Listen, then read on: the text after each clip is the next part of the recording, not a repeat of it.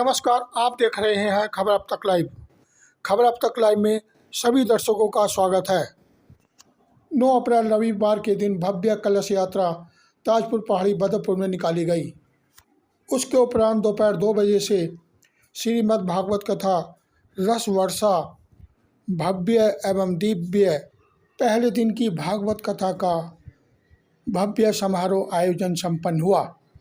श्रीमद् भागवत कथा ताजपुर पहाड़ी बदरपुर में श्री मदन लाल वार्ष्णेय द्वारा कराई जा रही है। श्री मदन लाल वार्ष्णेय मुख्य आयोजक के रूप में कार्यभार संभाले हुए हैं। मुख्य सहयोगियों में ताजपुर पहाड़ी निवासी एवं बदरपुर क्षेत्रवासी शामिल हो रहे हैं। श्रीमद् भागवत कथाभ्यास श्री मनीष जी द्वारा की जा रही है। व्यास जी, आज आप बदरपुर विधानसभा में आए हैं, दिल्ली क्षेत्र में कथा करने। क्या कहना चाहेंगे, कैसा लग रहा है इस अवसर पर आपको? सबसे पहले तो आप लोगों का बहुत बहुत धन्यवाद, आपके चैनल का बहुत बहुत धन्यवाद, यहाँ के भक्तों का बहुत धन्यवाद।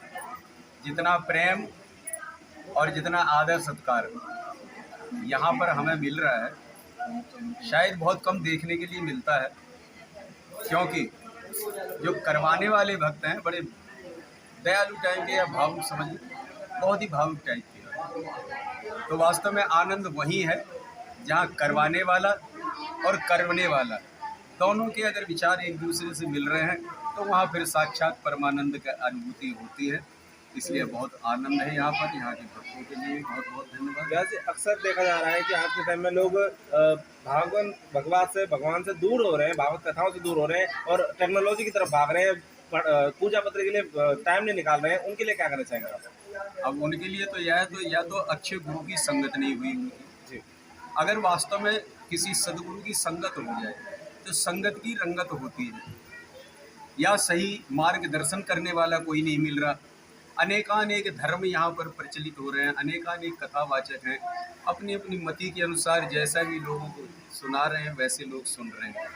इसलिए कथावाचकों के भी निवेदन है और श्रोताओं से भी कि भगवान के प्रति अगर जुड़ना है तो किसी गुरु का सत्संग करें जो सही माने में आपको सही राह दिखाए, और नहीं तो आजीविका चलाने वाले बहुत लोग हैं।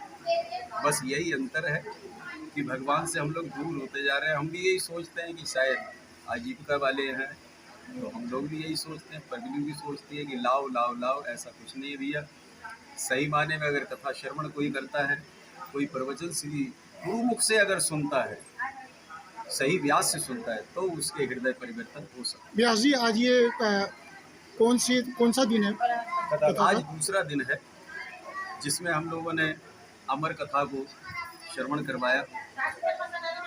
भगवान शंकर के विषय में लोग बहुत कहते हैं, भाई पार्वती और शंकर में झगड़े होते थे, ये सब गानों के माध्यम से है, किसी माध्यम से। लेकिन भागवत कहती है कि वास्तव में उनसे ज़्यादा प्रेमी कोई हो ही नहीं सकता। जितना प्रेम भगवान शंकर में और पार्वती में था, उतना शायद ही किसी में हो।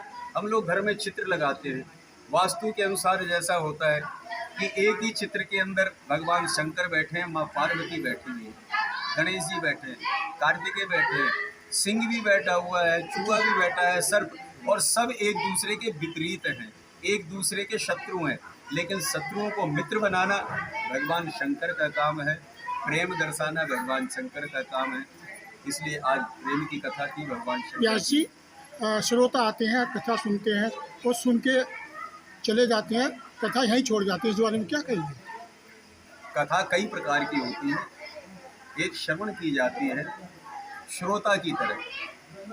श्रोता जो होते हैं वो कथा को श्रवण करते हैं और दोनों कानों से सुन के हृदय में धारण करते हैं, उसे श्रोता कहते हैं।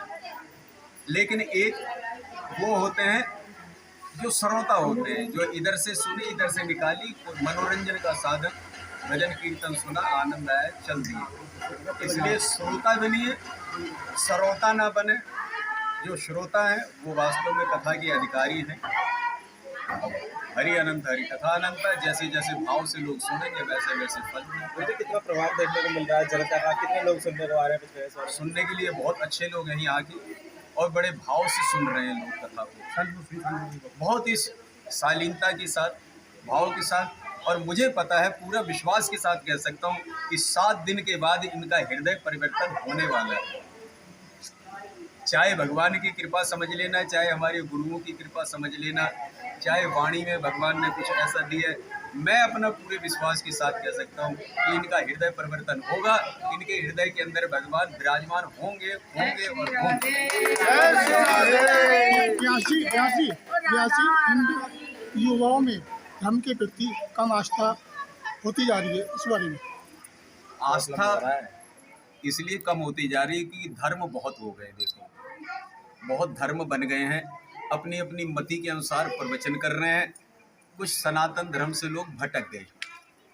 अनेकानेक धर्म हैं, किसी की बुराई नहीं कर रहे, सब अच्छे धर्म हैं। या तो हमारे सुनने में कुछ फर्क आने लग गया है। कह तो सब सदगुरु एक ही बात रहे हैं, भगवान एक है। प्रत्यक्ष में तो सब यही कह रहे हैं, भगवान एक है, सबको मानना चाहिए, आने का जाने का रास्ता एक है।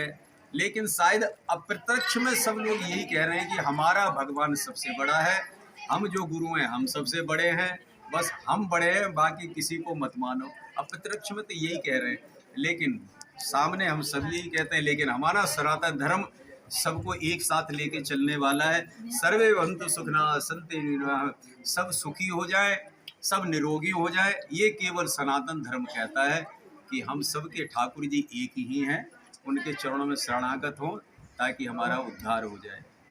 मेरा नाम मदनलाल वासने है। मैं ताजपुर पहाड़ी बदरपुर और मकान नंबर मेरा D645 है। मैं यहाँ 20-21 साल से रह रहा हूँ। अगर आदमी अपने अपने धर्म पर है तो शायद है कि आदमी के विचार और अच्छे हो जाएं और कभी किसी के साथ कोई झगड़ा, कोई घाटा ना हो। अगर अपने अपने कानून पर, अपने अपने धर्म पर चलते रहें तो शायद है कि वो घर स्वर्ग से सुंदर है। अगर वो धर्म अधर्म पर आ जाते हैं तो वो घर नहीं, नरक है। मैं तो यही कहूँगा कि आज के वक्त में आदमी भगवान से जुड़ जाए और अपने अपने धर्म पर चले, अपने माँ बाप का, अपने बच्चों का, सबका ध्यान रखते हुए वैसा ही करें जो करना चाहिए, तो कभी भी कोई झगड़ा झांसा नहीं। आप भागवत कथा के मुख्य आयोजक के रूप में कथा करा रहे हैं, आप युवाओं को क्या मैसेज देना चाहेंगे? मैं तो ये कहूँगा कि भगवान सबके दिलों में ऐसी धारणा पैदा कर दे कि वो भागवत से जुड़ें, भगवान से जुड़ें और उनके दिलों में कभी भी ऐसी धारणा पैदा हो जाए कि वो भी भागवत कराएं। और राधे राधे। मैं श्यामा चौहान, यही पहाड़ी पे रहती हूँ, ताजपुर पहाड़ी में, बदरपुर। श्रीयुक्त भागवत कथा में आपने कलश उठाया, कैसे मन में ये भावना जागी कि आप इसमें शामिल हो? मैं पहले भी कलश उठा चुकी हूँ और अभी मैंने उठाया है। बहुत अच्छा है, बहुत अच्छा लगता है। एक भगवान से मिलने का बहुत अच्छा एक। आज के समय में देख रहे हैं कि गृहिणी अक्सर घर के कामों में व्यस्त रहती हैं और भगवान की पूजा पाठ से दूर होती जा रही हैं, उनके लिए क्या कहना चाहेंगे आप? मैं तो ये कहती हूँ, अगर आपके पास टाइम नहीं है तो आप जैसे घर का कार्य करती हैं, झाड़ू लगाती हैं सुबह को, तो भगवान का सुमरन रखें मन में। और जैसे भी आपको कभी भूल जाएंगे, अपनी प्राणी को, अपने आत्मा को हमेशा भगवान का ही वो करवाएं और हमेशा भजन ही गाएं, अपने मन में भगवान का सुमरन रखें। गृहिणी का ये फर्ज होता है कि वो घर को साथ लेके चले, घर में सभी को साथ लेके चले, लेकिन अक्सर देखा जा रहा है कि टीवी सीरियल के माध्यम से गृहिणी सीख रही है, बल्कि पूजा पाठ को इग्नोर कर रही है और घर में कलेश पैदा हो रहा है, तो उसके लिए क्या कहेंगे आप? जो महत्वपूर्ण है वो तो भजन पूजा ही है, जो एक हमें प्रभु से मिलाते हैं, भगवान को मिलाते हैं। जो भजन पूजा हम करते हैं तो हमें प्रभु से मिलते हैं, और जो गृहिणी ऐसा करती हैं तो वो तो फिर उनका कुछ कहा नहीं जा सकता। मेरा नाम इंदिरा गुप्ता है, मैं यही ताजपुर पहाड़ी पर रहती हूँ। आपने पहली बार कलश उठाया है या दूसरी बार? मैंने 5वीं बार कलश उठाया है। तो जो कलश उठाते हैं आप लोग, तो इसमें आपका मन को शांति क्या क्या हाँ, मन को अलग बहुत मिलता शांति है? मिलती है, क्योंकि हर किसी को यह मौका नहीं मिलता। कभी हमारे अच्छे कर्मी होते हैं जो कभी हम कलश उठाते हैं, ऐसी भागवत बहुत किस्मत से मिलती है। मैंने बहुत पहले सुना था कि कोई हमारे पूर्वजों के संस्कार उदय होते हैं, उनके पुण्य कर्म उदय होते हैं, तब हमें भागवत सुनने को मिलती है। तो मेरा कहीं भी कोई भी अच्छा काम होता है भगवान के प्रति, तो मैं उसमें कहीं रुकती नहीं हूँ, अवश्य जाती हूँ। ज़्यादातर महिलाओं को कहना है कि उनके पास समय नहीं होता, घर में ज़्यादा काम होता है। आप सारा कुछ छोड़ के कलश उठाया है, तो कैसे समय निकालते हैं? देखो काम तो है, ये काम है, जिंदगी भर का है, हमें काम ही करना है। लेकिन ये टाइम कभी कभी हमें मिलता है तो उस काम को हम जल्दी करें। जरूरी थोड़ी हम 6 बजे खड़े हो, 4 बजे होके खड़े होके हम पहले अपना काम कर लें और जाएं हर काम में आगे से आगे बढ़ चढ़ के हिस्सा लें। जब हम सही होंगे तो हमारे बच्चे ठीक होंगे। जब जैसे बच्चे हमको देखेंगे वैसे ही वो बनेंगे। अगर हमारा मन भगवान के प्रति है तो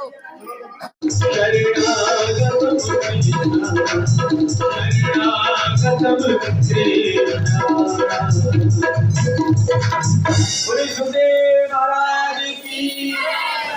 सुखदेव जी का आगमन हुआ, परीक्षित जी ने उन्हें आसन दिया। व्यास गद्दी के ऊपर सुखदेव महाराज विराजमान हुए। परीक्षित जी ने एक भी प्रश्न किया, प्रभु मुझे बताएं, जिसकी 7वें दिन मृत्यु होने वाली हो उसे क्या करना चाहिए? अब तुम भी यही पूछो, जिनकी 7 दिन के अंदर मृत्यु होने वाली हो उसे जोर दो, क्या करना है? मौत का कितना भय है, डर के मारे पूछ लेके कहीं आना है। अरे सब आए हैं तो जाएंगे, राजा रंग फकीर, एक सिद्धार्थ में चढ़ चले, एक बंद आत जंजीर है। इसको ऐसे एक की मृत्यु होती है, उसके पीछे हजारों आदमी चल रहे हैं। एक वो है जिसको 4 कंधे देने वाला कोई नहीं है। अभी ताजी ताजी कोरोना काल गया, हम सबके बहुत प्रियजन जो लोग थे वो हमसे बिछड़ गए, देख भी नहीं पाए कहाँ है, कैसे है, किस हालत में। हे प्रभु, ऐसी मृत्यु किसी की दी है। इसलिए प्रभु आपकी हम सब पर कृपा बनी रहे। सुखदेव जी महाराज आगे की कथा को हम सबको सुनाए। कल इस कथा को सुखदेव जी आरंभ करेंगे, आज भी इस कथा को हम लोग विराम देंगे और प्रेम से कीर्तन करते हुए, भजन करते हुए सुनाएंगे कि हरि का नाम सुनाने वाले तुझको लाखों प्रणाम, तुझको लाखों प्रणाम। हरि का नाम सुनाने वाले तुझको लाखों प्रणाम, तुझको लाखों प्रणाम। सबको राग गाने वाले तुझको लाखों प्रणाम, तुझको लाखों प्रणाम। हरि का राग गाने वाले तुझको लाखों